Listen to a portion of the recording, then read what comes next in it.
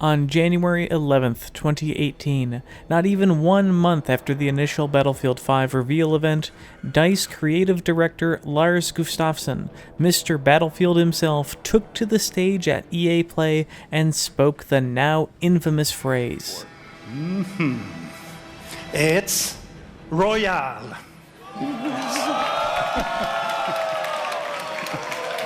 It's Royale reimagined for Battlefield. The audience reactions come across as a mix of surprise, tempered enthusiasm, and hushed reservation, and these were certainly the feelings shared by many, along with some confusion, shock, and questionable interest. After all, such a new direction for Battlefield was both unexpected and slightly concerning.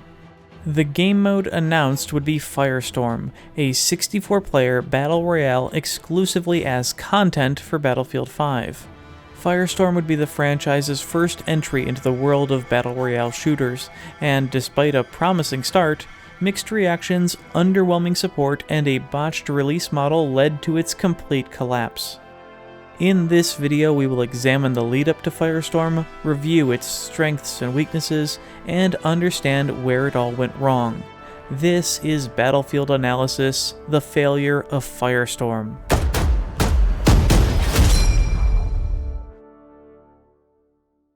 Talk of a Battle Royale entry to the Battlefield series had been rampant for almost a year before Battlefield V was announced.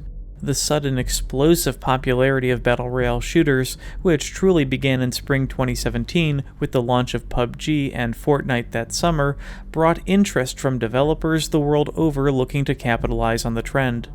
Despite announcing after Firestorm, Call of Duty would join the fray and beat Battlefield to the punch with the reveal of Blackout in September 2018 for Black Ops 4, which was released only a month later. Battlefield V launched on November 20th, 2018, with a slew of its own performance and technical problems which followed an already horrendous reveal and promotional campaign. Firestorm would be slated to release in March of the following year, creating a bit of a waiting game for interested players and massive anxiety for others given the state of the base game. But before it even launched, Firestorm had some serious criticisms as well as competitive forces working against it. Even though other Battle Royale shooters had featured up to 100 concurrent players, and some exceeding that figure, Firestorm would settle on 64, despite the promise of the most gigantic map in Battlefield history. Given the performance issues that the base game was having, this was worrisome. Additionally, it was revealed that 2-player duos would not be available on launch, only solo play, and squad play of 4, which could either be pre-made or found with other players via matchmaking. The Battlefield twist of including major vehicles in the mode, such as tanks, also caused concern over balance problems. Arguably the greatest threat which would crush Firestorm's pre-release hype, however, was the release of Apex Legends in February 2019, just under 2 months before its own slated release. Apex Legends, created by Respawn Entertainment, was a free-to-play, standalone, futuristic battle royale hero shooter in the same sci-fi universe as the developers' Titanfall series. Apex, although featuring only 60 concurrent players, included a new, or at least comparatively underdeveloped mechanic in battle royale games, which allowed teams to respawn downed squadmates mid-round. This drastically increased player retention and satisfaction as it reduced player downtime, or more accurately, the terrible situation of being downed early on, only to have to wait for your friends to win or lose. Firestorm would have no such mechanic, as it was modeled after the existing gameplay of PUBG and Fortnite. Apex also had a wildly unorthodox marketing scheme in that it was almost non-existent. Only at the last minute were content creators allowed to tease a new game they played, and the full release was suddenly available out of the blue, generating significant word-of-mouth interest. The sudden growth and explosive popularity took devs at Respawn by surprise to the extent that post-release content, which had planned to be limited, had to go into overdrive. With Apex's success and sudden announcement, many gamers also wondered if there may have been an EA gambit at play. After all, both Respawn and DICE Studios are either owned or operated by Electronic Arts. It seemed odd that two major studios from the same publisher would be launching competing battle royales within 2 months of each other. As far as we in the public know, this was not the case. At the same EA Play event as it was announced, Lars Gustafsson told audiences that the desire to make Firestorm was internally driven, as the studio had many employees who had become major fans of PUBG and Fortnite. Interestingly, even given those comments, it was EA-based Criterion Games, the studio known for the Burnout series, who was given the lead on designing the game mode in partnership with DICE Stockholm and DICE LA. This assignment, although initially successful, would have major ramifications down the road.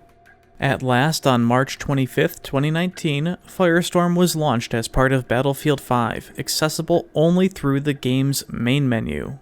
After selecting the tile, players could choose either solo or squad queue, or launch with a pre-made party. Duos of 2, a highly requested feature, was added on a temporary basis only 2 times, almost certainly due to low player counts. It was last available on May 9, 2019, not even 2 months after launch. Like many other battle royales, a downed player mechanic existed in squad modes. Knocked down players could crawl around and shoot with a pistol or use a knife before bleeding out or being completely eliminated. A new revive animation, though basic and different from the base game, was added to accommodate this. In solos, pistols were almost pointless as there was no knocked down period. Getting killed simply eliminated you. Once a game was found, Firestorm proceeded in the form of most Battle Royale game modes. A lobby with up to 63 other players was gathered together in a pre-game environment while everyone loaded in. Firestorm's pre-game area was a large hangar with a Ju-88 inside, along with limited guns and ammo to experiment with, although you couldn't kill each other. Players could also use this time to choose a multiplayer class from either the UK or German factions, which would only determine that player's cosmetic for the round, imported from their personal armory. These 2 factions remain the only variations available to this day, as the US and Japan factions were never added, denying players the use of several legendary character assets. With most players loaded in, the round began with your typical aerial insertion drop. A full description of Firestorm's gameplay here almost feels unnecessary given the familiarity gamers have with many battle royales, so I'll cover the important stuff. The map of Firestorm is called Halvøy. Located in Norway, it is a gigantic, sprawling landscape filled with multiple terrain types, regions, biomes, and weather systems. Noted as being approximately 10 times the size of the Battlefield V map Hamada, it is technically the largest Battlefield map ever made. Extensive scale makes it a great landscape for a battle royale featuring regions such as the dig site, Baldur's Point, several small towns, a fishing village, a large industrial dock, farmlands, Blue Forest, train yard, Arctic Lake, bunkers, and the popular Halvøy Dam. A large dome covered the second dig site in June 2019 after an update due to poor player feedback about the original area and its difficulty fighting at large verticality differences. The mode's titular feature itself is the slowly shrinking circle of fire, and this is truly the one thing that stands out. It may function with the same intent as the blue-tinted, shieldish walls found in other BRs, but here the wall of flame is gorgeous and intimidating. Whether on the horizon or right behind you, it brings both awe and anxiety, achieved by the beauty of the Frostbite engine, and embellished by the rising smoke, falling embers, and crackling audio. Unlike other games, this flame destroys the buildings and fortifications as it passes, creating a destructive spectacle. Falling behind the wall of fire as it shrinks, players enter a world of hellish inferno, one which is absolutely incredible to fight in when necessary, and so unique it is one of the best out-of-bounds zone designs of any battle royale yet made. Along with an assortment of BR mechanics like ammo types, healing packs, body armor, and battle packs, Firestorm included an armor plate system, which was originally intended to be in the base game. On top of the base 150 hit points per player, each armor plate grants 50 additional HP, up to 150 for 3 slots in the highest armor tier vest. Plates were common, but notably they did not work like body armor. Instead, they added to the player's base HP pool, therefore technically providing extra protection against headshots. In the grand scheme of things, while armor plates would have been a poor choice in the base Battlefield V game, they do work well here, although the lengthy animation for inserting them would have been much better with the simple 2042 one. Firestorm featured 17 weapons from the base game, with different rarities for each. These different levels denoted the specializations of each weapon, like upgrades or attachments. These were things like recoil reduction or scopes, which could go up to 3 times magnification. Although 17 weapons seems like a small amount, and it was always assumed that as more guns were added to the base game, they would make their way into Firestorm as well. Alas, save for one weapon, the extremely rare Boy's AT rifle, this would not be the case. All players begin the round with a basic knife, although larger melee weapons can be found on the map. However, regardless of what melee weapon the player is carrying, all of the fences are unbreakable to attacks as in the main Battlefield V game. All of these items could be found around the map, either on floors, in strong boxes, or safes, which generally had progressively rarer and more significant loot inside, respectively. Reinforcements, found in the form of a flare gun, would call down a supply drop with loot corresponding to the rarity of the flare gun found. There were also objectives on the map, called resupply points. These acted almost like a typical objective from the base game Conquest mode. Every few minutes, pre-placed resupply points would be activated, identifiable by mini-map markers and a large balloon in the sky. These would often force a confrontation between enemies and award high-value loot if captured. High-value loot could also be found from supply drops frequently released from aircraft flying overhead. Stationary gun emplacements ranging from PaK-40 artillery guns, flak AA, and HMG turrets can be found around the map. As hyped up by developers and frequently questioned by players, major vehicles made an appearance in Firestorm as well. Tanks of varying size could be found in vehicle lockups, bunkers which took significant amount of time to unlock and caused a blaring siren to alert enemies nearby of the event. For balance, only light armor, particularly the Panzer 38T and the Staghound, could be found in solo drops, while the heavier vehicles like Panzers, Valentines, Churchills, and even Sturmtigers could be found in the squad variations. That being said, heavier armor like the Churchill Crocodile could be found via vehicle supply drops with exceptional rarity even in solo games. Tanks had preset starting ammo and fuel, unique to the mode, allowing them to only get so far.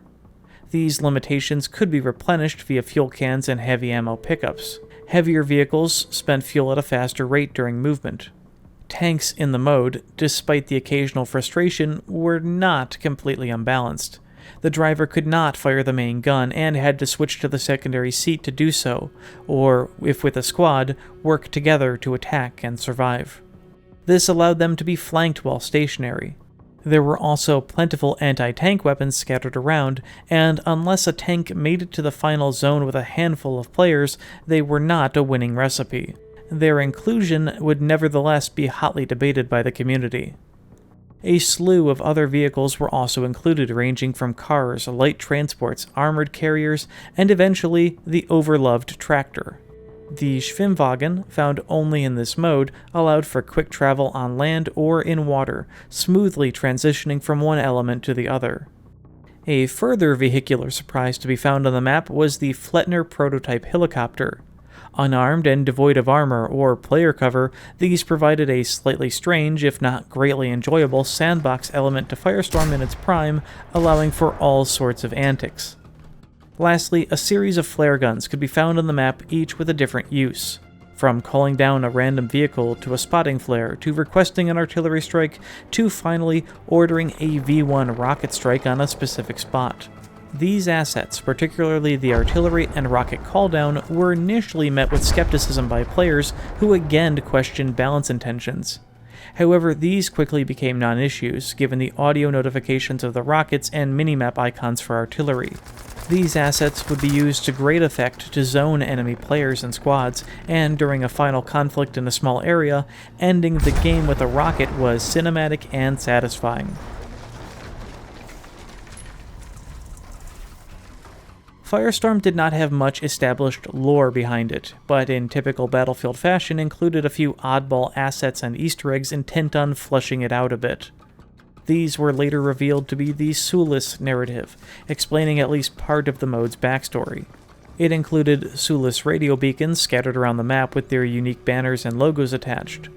Later, in one of the mode's final patches, an additional room was accessible in the pregame hangar, which was dimly lit, eerie, and full of cryptic writings, mathematical formulas, Sulis machines, and radio equipment similar to the Morse code devices found in Battlefield I. Many players assumed that this was all part of a far more substantive Easter egg, lore, or future content update for the mode, but plans for this appear to have been scrapped. With this brief overview now complete, we can now discuss the good and bad features of Firestorm and use those to generate a realistic analysis of the mode. The good. The visuals, plain and simple. Running on the Frostbite 3 engine, this should almost be expected, especially after the visual masterpiece that was Battlefield I a few years earlier. Of course, something can be said about graphics settings and subjective experience. The higher that users have them set, the better the game looks. Going too high could drop frame rates massively, especially with the early use of ray tracing enabled. But even on low settings, the landscape at least remains gorgeous. Weapon and vehicle models as well as water effects are crisp and dazzling. Differences in regions, terrain, structures, and environments, which can all be largely seen at great distances, make for a constantly new and refreshing experience. As mentioned earlier, the ring of fire which surrounds the map is the most striking feature, and substantially better than the bland boundaries of other battle royales. The Firestorm had another advantage over its competitors. The destruction it would bring to most structures it came into contact with as it shrank further allowed dynamic changes to the landscape and occasionally even providing wild gameplay elements wherein enemies camping in a building would be forced out by the collapsing structure. Audio. Like many Battlefield games of the Frostbite age, the sound design of Battlefield V, and therefore Firestorm, was exceptional. But unlike the often overwhelming audio stimulation found in the base game when the majority of the server was clustered together, Firestorm naturally spread players out at vast distances, making more subtle audio effects more noticeable and satisfying. From the gunshot sounds to vehicles at a distance, rockets and artillery coming in, and the crackling roar of the Firestorm ring itself as it closed in and destroyed structures in its wake, this was another great strength. The gameplay, particularly in squad play. Although the health regen system was arguably better than competitors, Firestorm did not break any new ground in terms of major game mechanics or the structure of the typical Battle Royale formula of the time. While also one of its major weaknesses, the strength here lies in its ability to be smoother and more reliable than the comparatively early, clunky, and buggy years of PUBG. It was easy to handle camping players and structures in a variety of ways, and the fights between squads were just as intense and immersive. This was echoed by a variety of gamers and content creators at the time, frequently likening it to a AAA studio battlegrounds. Item tier format. Not talking about the loot system yet, we'll get there. This is more about the categorization of weapons and items within the mode itself, in which each gun or vehicle had a set ammo type, rank, rarity, and loadout based on those factors. While not much different from that of PUBG or Fortnite at the time, it was a reliable way to distinguish weapon types and flesh out the limited weapons and items the mode had available. Within the HUD, the inventory allowed players to carry up to 2 primary weapons, a sidearm, and 6 different ammo types. Additionally, players had 4 gadget slots, 2 of which are for healing items and grenades. The other 2 are reserved for any other gadgets that can be found around the map. Gadget slots and the amount of ammunition able to be carried may be increased by finding and equipping backpacks.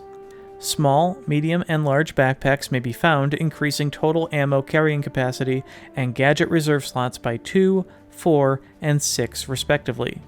This system worked well for the most part. The huge problem came when interacting with items themselves, which we'll get to shortly. The map.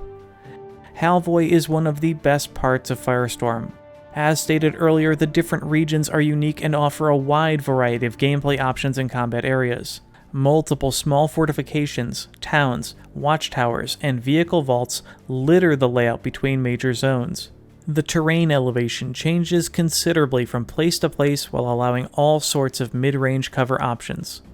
Only in a few areas is cover difficult to find, such as the flatter forests or farmland, and while it's to be expected in those environments, perhaps a few extra objects here and there would have helped it go the extra mile.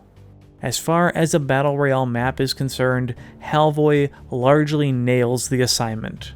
The bad. The looting system. Far and away the most negative in-round gameplay aspect of Firestorm, and the one most criticized by players, is the looting system. While the item categorization itself is fine, interacting with items on the map and sorting them in your inventory was downright awful.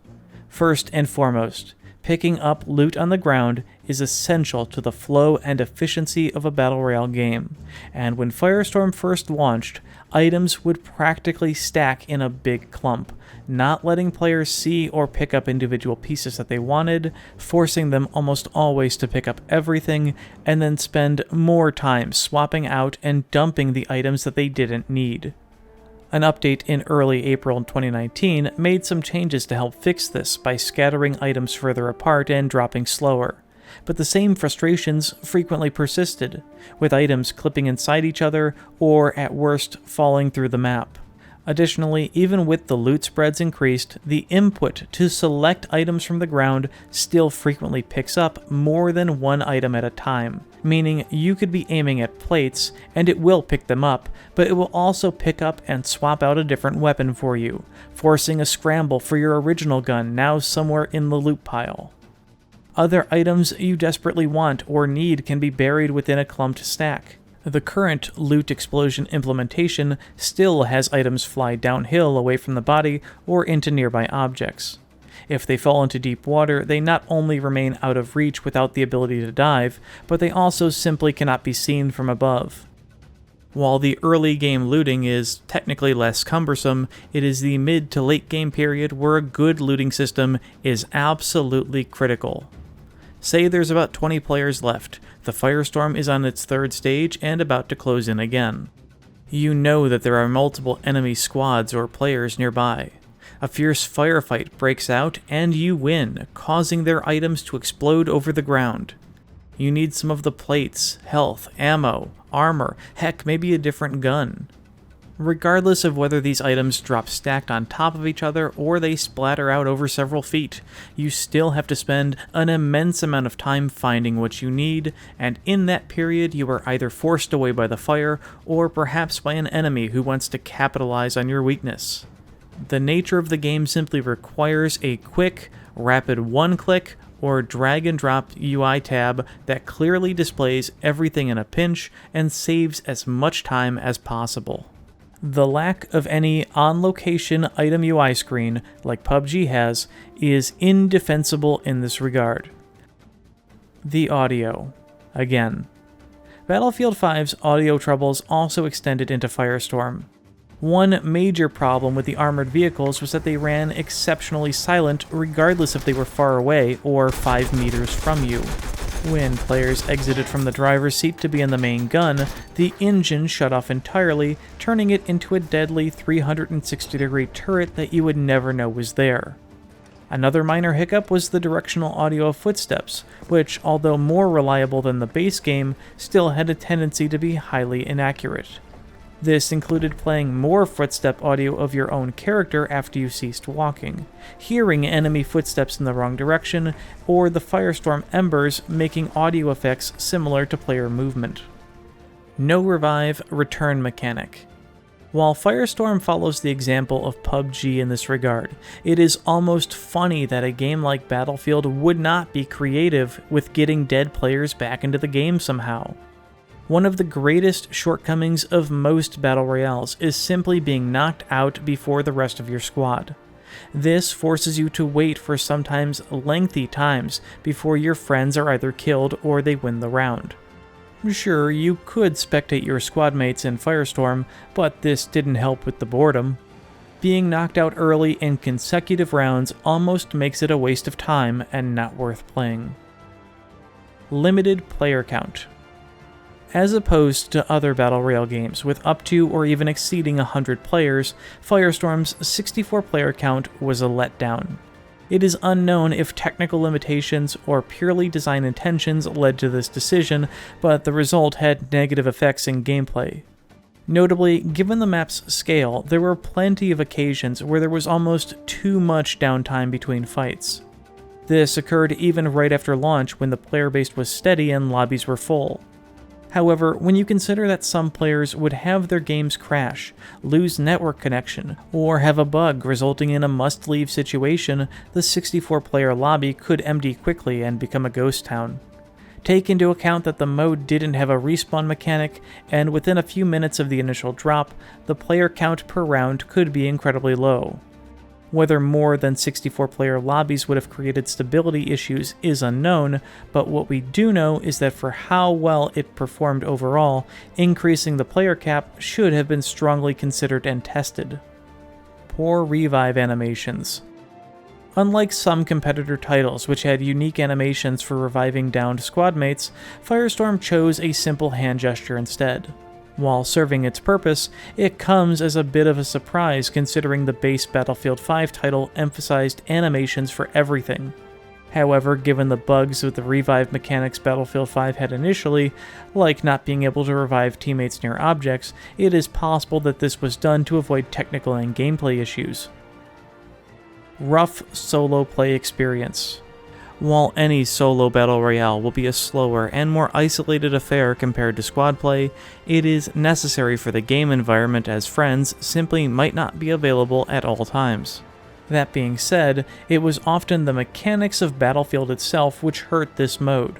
A slightly faster time to kill compared to other games, especially in the beginning, destruction mechanics, and Battlefield V's weapon balance allowing for prone camping LMG play was simply frustrating to endure. The pre-game lobby experience. Before each round launched and players dropped over Halvoy, the entire lobby gathered in the hangar. While this was okay, it was limited and unengaging. There were only a handful of weapons on the ground to pick up and test, you couldn't kill other players, and the area was small. Perhaps had the mode found success, this pre-game experience would have been expanded on, creating zones for friendly fire shootouts or even a firing range where players could test weapons. Oddly, despite it being a single pre-game lobby, players were often split between multiple hangar instances and unable to see or interact with each other. Post-game letdowns. Winning in a Battle Royale game is often a challenging ordeal, and whether you successfully come out on top or get to the final battle, you should feel like you accomplished something amazing. On top of this, the mode offered few rewards for players winning a round short of a few dog tags. Initially, winning a round only had a small icon show up on your screen before kicking you to a post-game menu showing extremely limited statistics. Eventually, a slightly better end-screen animation was added, but the hollow feeling remained. After all that effort, a win should have been accompanied by a few well-thought-out animations, perhaps a cinematic of the Firestorm destroying parts of the map, some sort of evacuation, all accompanied by bombastic and heroic music made for the mode. Cue Boredom. It is not unlike many other Battle Royale titles to make gamers wait in queue with little to do otherwise. Here in BF5, you could back out a few tabs to check your armory, mess with skins, and check assignments. But you are not going to do that every time, not even most times. In other instances, certain games have come up with alternative ways to keep players involved while searching for a game.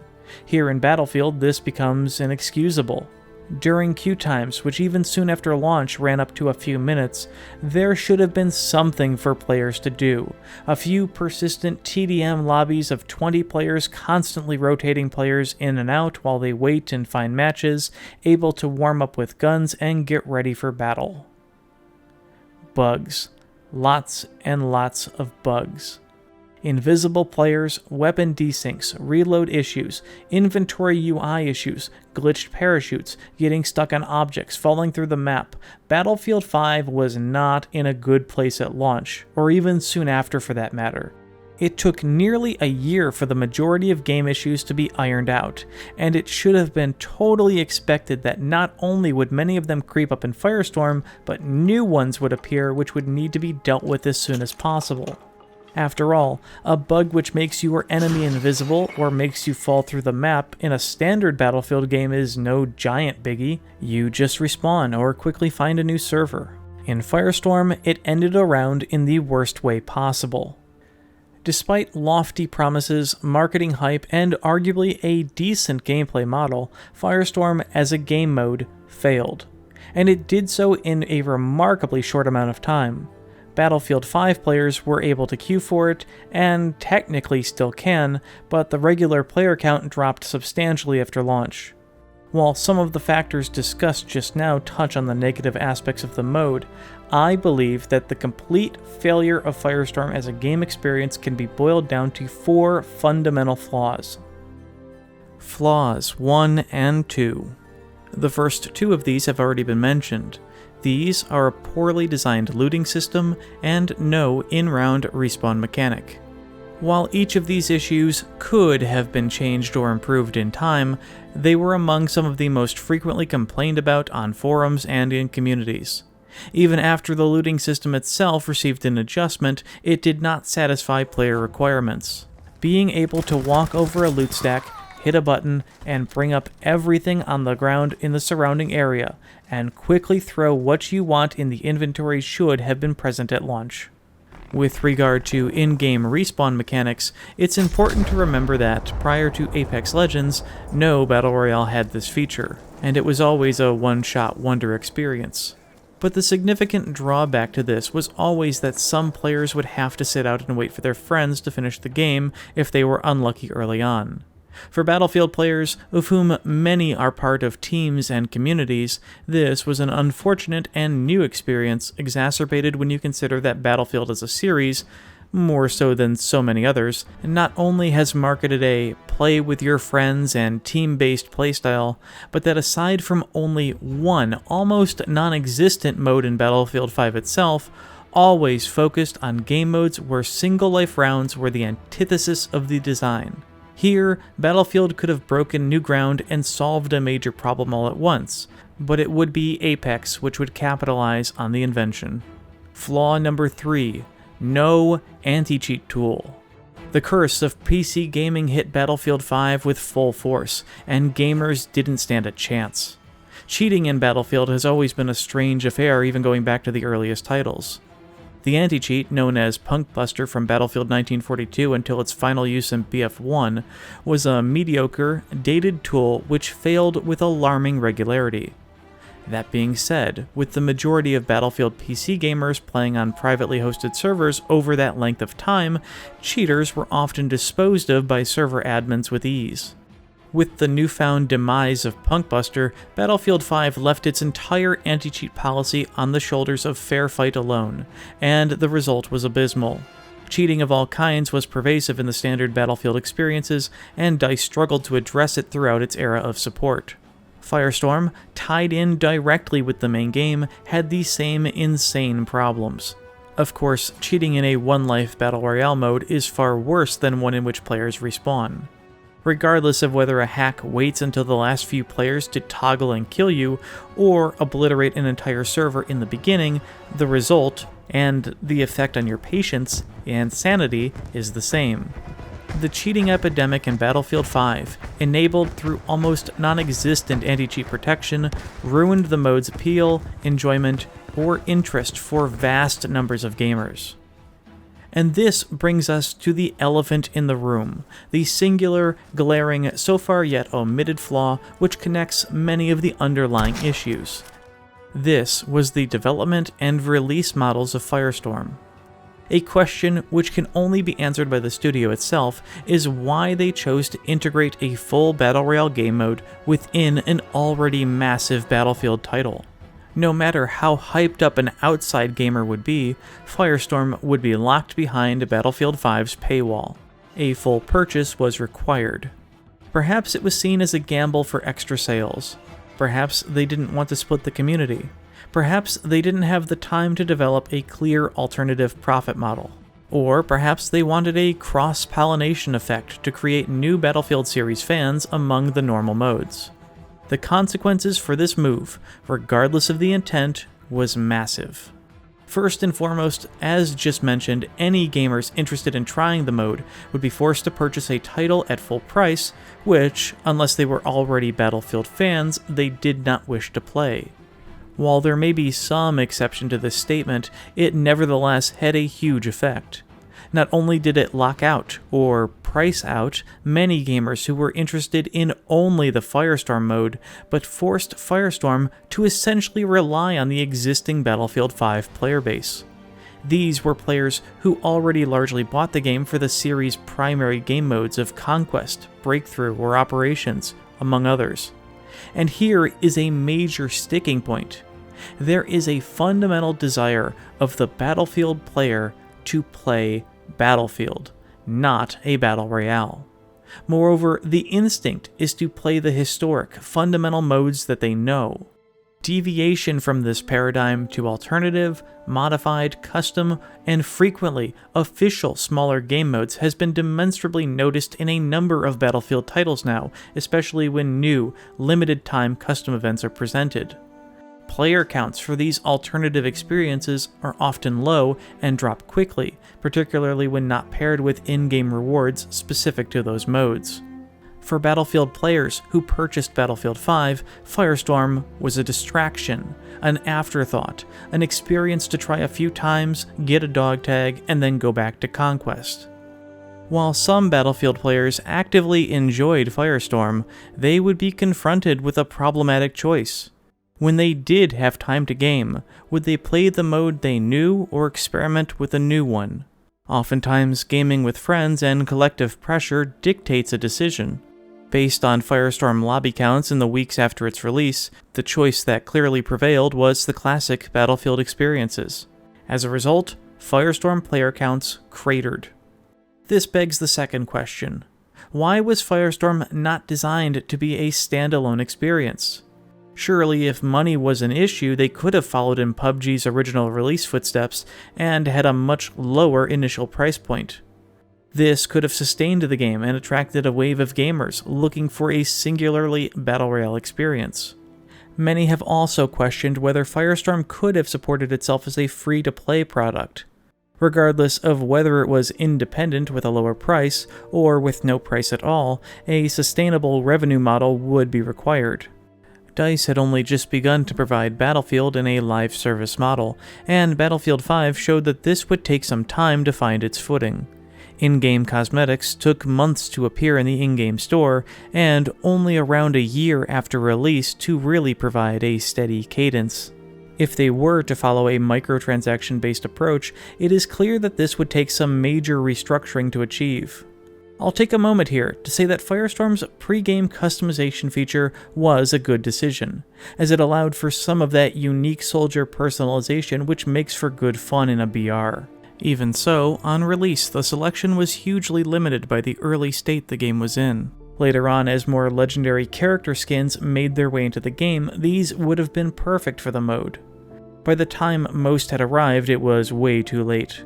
Even now, later factions, such as the US or Japanese Empire, cannot be toggled in the pregame, denying the player a large quantity of skins and character models. Regardless of how many legendary skins would theoretically be added to a free-to-play Firestorm to sustain it, the game's World War II theme would no doubt be pressured as more comedic or gimmicky cosmetics might inevitably appear.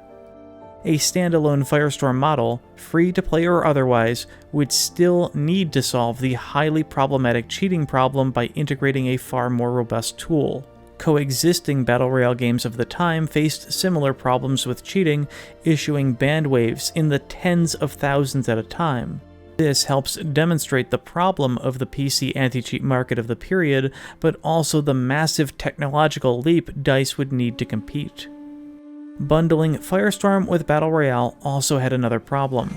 Updates almost always came together, and Firestorm never received a major set of fixes for itself without including changes to the main Battlefield V game. Whether this was a result of the update vetting process or scheduled product dates being hit is unknown, but it potentially slowed down the rate at which issues within Firestorm could be addressed. A second problem was the integration of game mechanics and values themselves.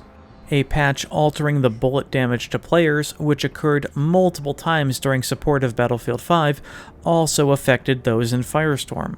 While this may not have resulted in egregious gameplay changes, there were some updates which would mess with the mechanic of Firestorm, or periods where a patch would simply make some guns overpowered for a length of time.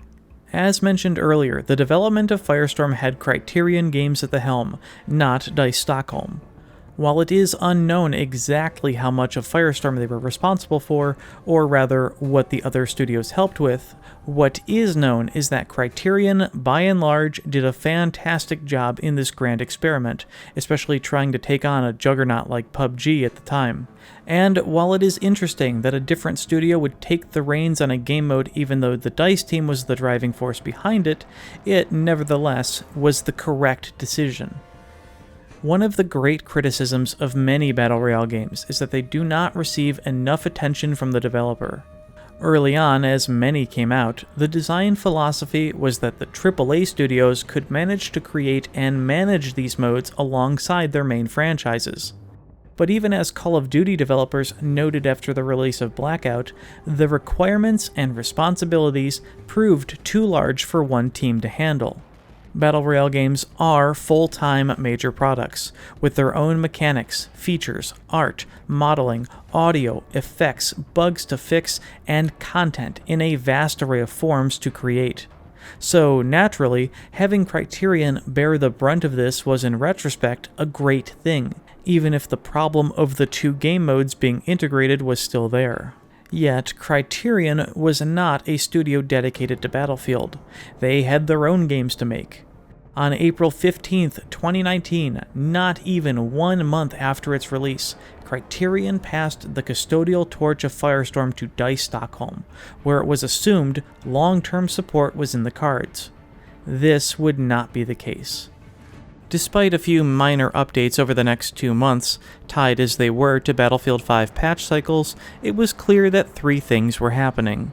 Firestorm player retention was sliding fast, fewer fixes were coming to Firestorm every subsequent patch, and it was clear DICE Stockholm was currently in a Firestorm itself, trying to fix ongoing issues with Battlefield V, while simultaneously preparing to launch the 3rd and 4th chapters of the Tides of War and their respective content. Firestorm was on the back burner, literally. As summer turned to fall in 2019, talk of Firestorm faded from DICE marketing and even patch notes. Trying to keep things afloat, all hands were on deck for the largest and greatest content drop for Battlefield V, The War in the Pacific, launched in October that year. It was evident by that time that Firestorm was over. When asked about the mode in an EA Game Changer interview just prior to the Pacific launch, even Lars Gustafsson took a large gulp and expertly proceeded to turn attention to the new content. A huge game mode that so desperately needed independence and its own oversight was no longer in the cards, and that was the final stake through Firestorm's heart. As Battlefield V continued to grow, improve, and survive through its main game modes, occasionally buggy and frequented by cheaters as they were, especially on PC, Firestorm turned to ash, plagued by longer queue times, the inability to find squads, and more cheaters.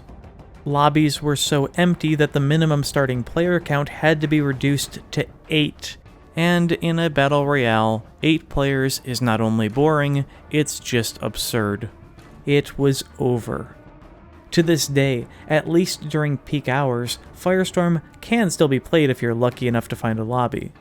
While a handful of players are required to start one, you can be dropped with fewer than the minimum requirement. What with players leaving beforehand, sometimes the drop will commence with as low as 5.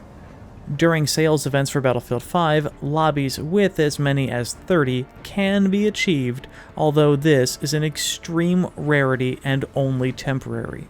On most days, it's more common to get an error stating that no game can be found. It should also be noted that while squad queues are technically available, those lobbies are dead, and you will never find a game.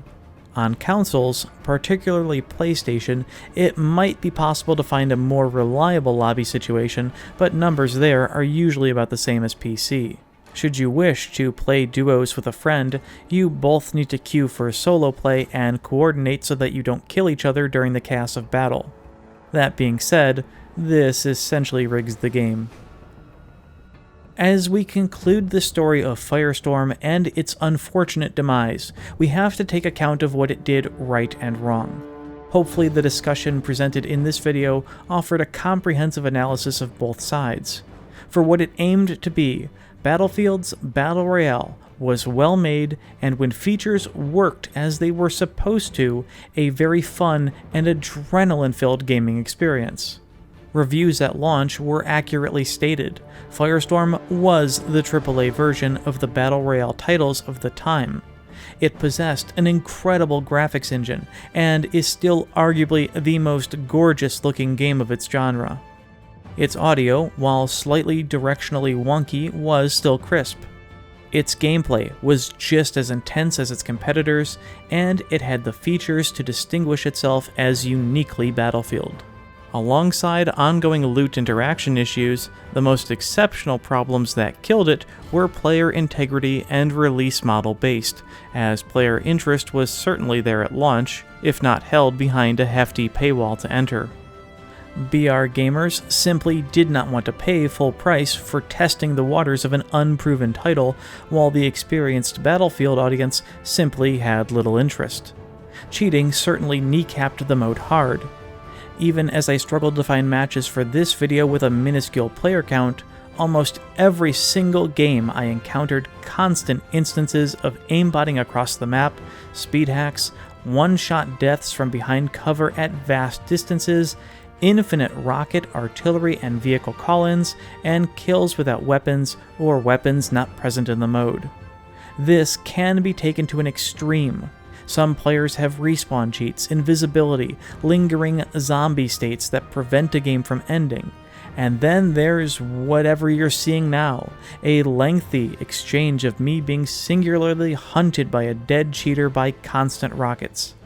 I actually survived all of this. Some of these cheaters have several thousand Firestorm mode wins, identifying a form of inhuman depravity as well as proving the lack of any anti-cheat or working player report system. Not that you could even report a player from the Firestorm lobby anyway. It really is a sad state for anyone looking to try the mode purely to understand it. Releasing Firestorm as part of Battlefield V and not as some independent or free-to-play microtransaction-based form arguably was the biggest detriment it could have had. Whatever the reasons EA or DICE had for the integration, it ultimately shut the door to tens of thousands of players or more who likely would have tried it purely for the love of Battle Royale shooters and as an alternative to Fortnite or PUBG staleness. At the time of Firestorm's launch, a mere 2 months after Apex, a free-to-play model would have at the very least given it a better chance at outside interest and long-term player retention. Over-analysis of the standalone studio free-to-play design inevitably becomes a what-if thought experiment.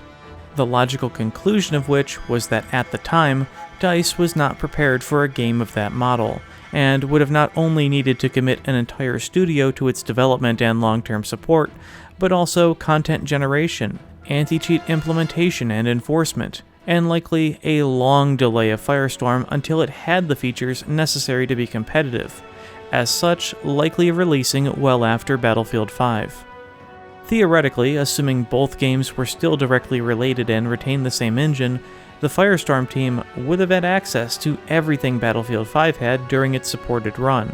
And yet, the major issues of the independent release model and missing anti-cheat tools go hand in hand. If released separately in 2019, Firestorm would have had to overcome the same massive challenges and criticisms. Should the Battlefield series ever decide to re-enter the Battle Royale market, it needs to embrace these valuable lessons of innovation and long-term commitment. Battlefield V's Firestorm was not some lousy game mode. It was a giant, ambitious project from a team which perhaps had limited time and resources to support the gaming experience in the way it needed to survive.